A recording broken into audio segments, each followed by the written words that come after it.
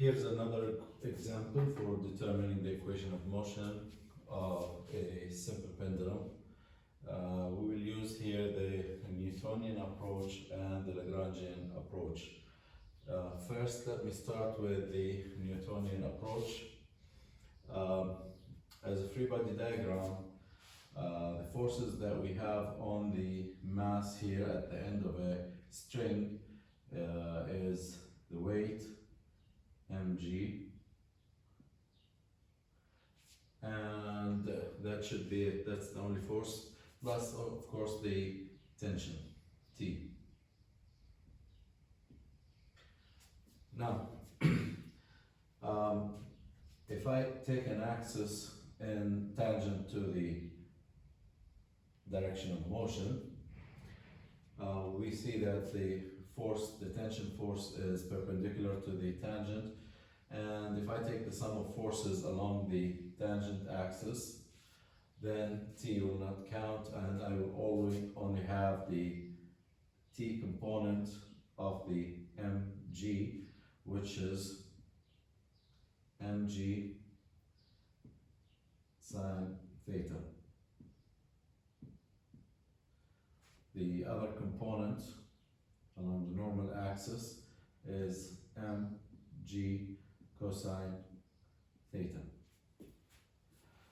Now, if I take the sum of forces along the t-axis, sum of forces along the t-axis equals m-a-t. Now, the force is, the only force along the t-axis is the mg sine theta, and it's in the negative direction. So, negative mg sine theta equals m times the tangential acceleration is L times alpha, and alpha is the second derivative of the angle theta. So the tangential acceleration will be L theta double dot. Now, rearranging the equation, we will have m L theta double dot plus m g sine theta equals 0, and I can cancel m and divide by L. I will end up with theta double dot plus g over L sine theta equals 0. So this is the equation of motion of a simple pendulum. Simple pendulum.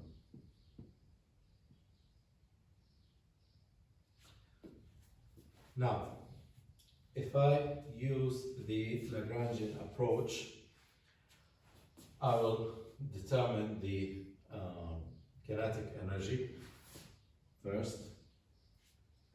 T is 1/2 m, and the tangential velocity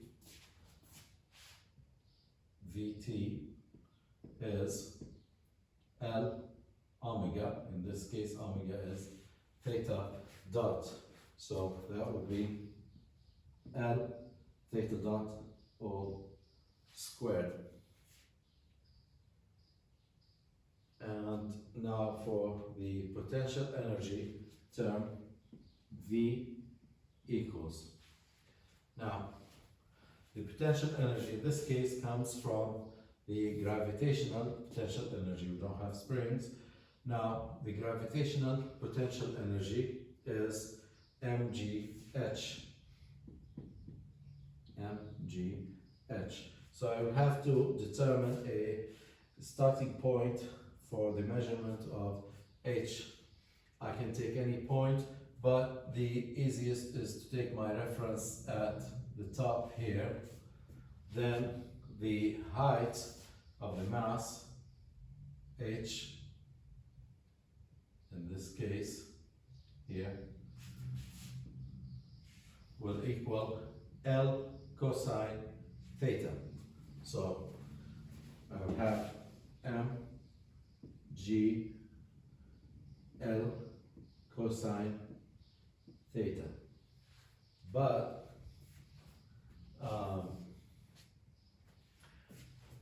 the distance is below the reference, so the distance L cosine theta should be negative. So I will add a negative sign here, minus MGL cosine theta. Now, we don't have damping or external forces, so we will not have dissipation function, and we will not have any work by external forces. So the Lagrangian now is T minus V, which is 1 over 2 M L squared theta dot squared minus becomes plus M G L cosine theta. Now, partial the Lagrangian, partial theta dot, which is in this case Q is theta. I will have M L squared and theta dot. Okay, the 2 cancels the 1/2, and I will end up with theta dot. And there's no theta dot term in here, so that becomes 0. And therefore, the full-time derivative of the partial derivative of L with respect to theta dot is L theta ML squared theta double dot. Now, the partial of the Lagrangian with respect to theta is mg L. The derivative of cosine is negative sine, so negative sine theta. Now substitute into Lagrange's equation d by dt partial L partial theta dot minus partial L partial theta equals 0. I will have M L squared theta double dot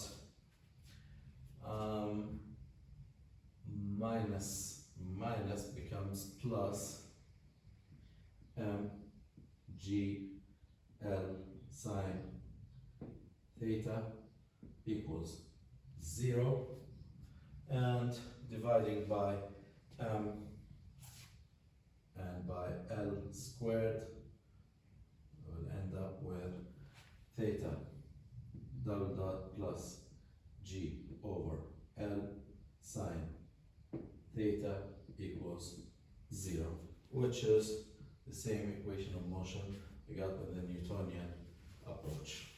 Now, let's notice something here that in the scope of our course, we said that we will be dealing with ordinary linear differential equations, but in this case, in this model, the equation of motion is non-linear due to the presence of the function sine theta.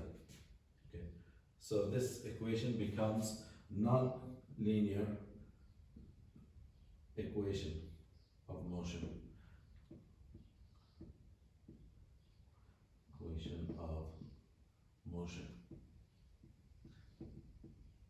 So, in such case, what am I going to do? I will have to use the technique called linearization.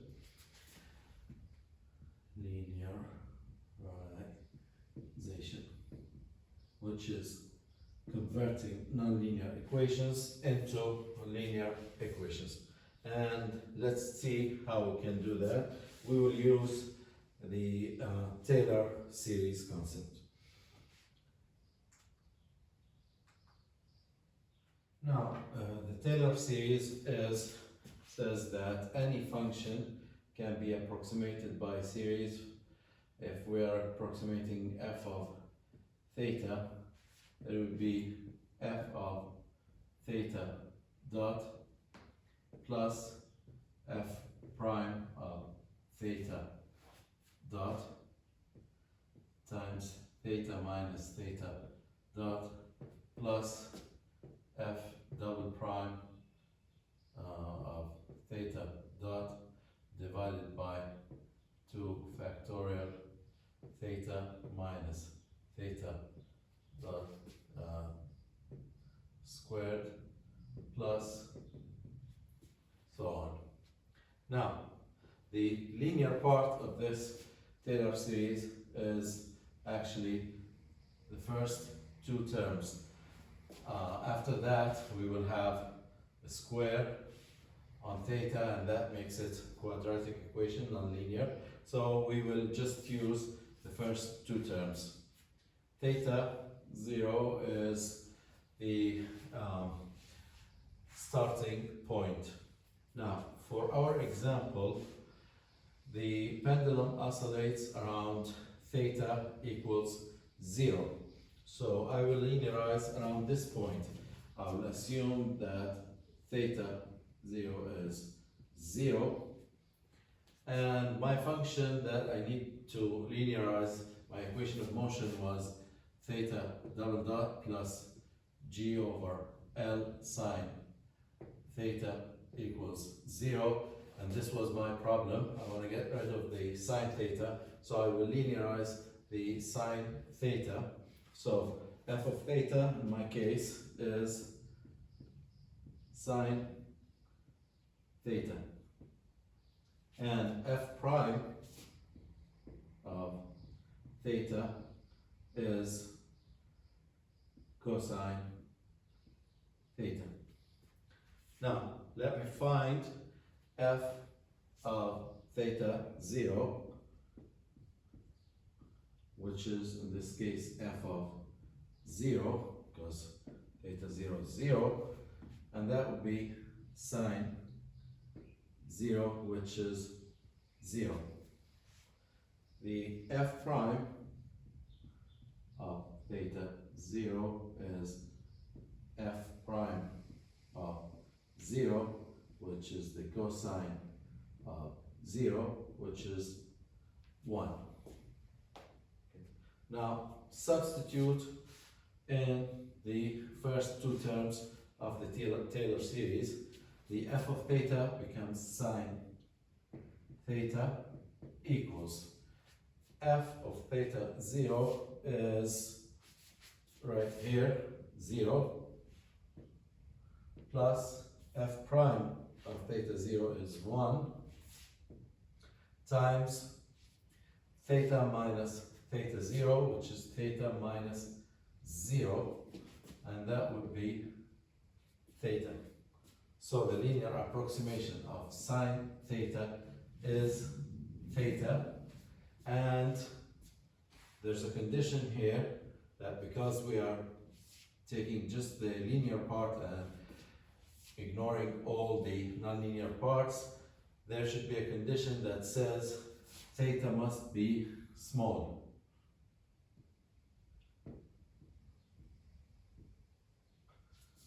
Now, how small is small? If you do some numeric calculations, try theta 5 degrees, 10 degrees, 15, and so on, you will find that up to theta less than 20 degrees, we are fine. Now, you might think that, okay, theta, sine theta, equals theta in the linear approximation. Now, how can sine 20 be equal to 20? The sine is between -1 and 1, and theta here is 20. So how come they're approximately equal? Because we must actually use radians. 20 degrees in radians is somewhere around 0.35. Okay, so you will use radians here and sine the angle in radians, and you will find that both are very close, up to 20 degrees approximately. Now, while we are on the same subject, let me find the linear approximation of the cosine function around 0. Okay. The f of, let's say, cosine theta is f of theta 0, f is cosine, and theta 0 is 0, plus the derivative of the cosine is -1, so that would be negative, the negative sine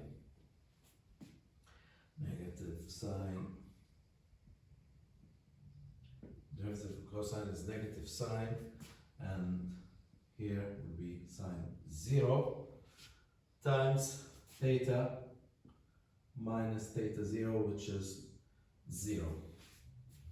Sine 0 is 0, so that this part is 0, and cosine 0 is 1. So cosine theta approximately equals 1, again for small theta. And again, we're talking about a range approximately less than 20 degrees. The cosine will be approximately around 1.95 and so on. So that is a close approximation. So now my equation of motion here can be linearized as the sine of theta becomes theta, and the linear equation of motion, theta double dot plus g over L. Theta is 0, and this is the linear equation of motion of a simple pendulum.